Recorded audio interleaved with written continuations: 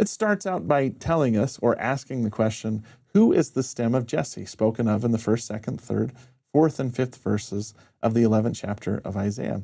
The answer the Lord gave is that the stem is Christ. Now, in some biblical translations, instead of stem, it's more like stump.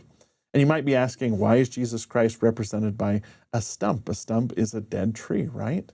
Well, the idea was that the house of Israel, or the royal house of Israel, the house of Jesse, where the kings came from, was basically a dead stump by the time Jesus Christ came on the scene.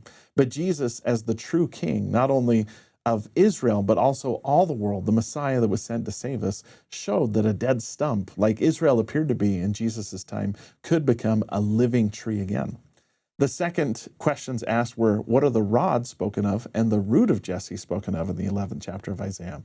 The rod could also be translated as sprout. It's like a new branch coming out of that dead stump. And the root, you know what a root is, goes down into the earth. The Lord both times identifies both the rod and the root as a servant in the hands of Christ. So not Jesus Christ himself, but someone who's partly a descendant of Jesse, as well as of Ephraim, or of the house of Joseph, on whom there is laid much power. He says that the root is someone who's a descendant of Jesse, as well as Joseph, unto whom rightly belongs the priesthood and the keys of the kingdom for an ensign and for the gathering of my people in the last days.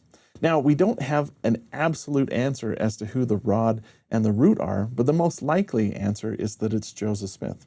Joseph Smith was a descendant of Ephraim and was told early on in the Doctrine and Covenants in section 86 that he had a right to the priesthood.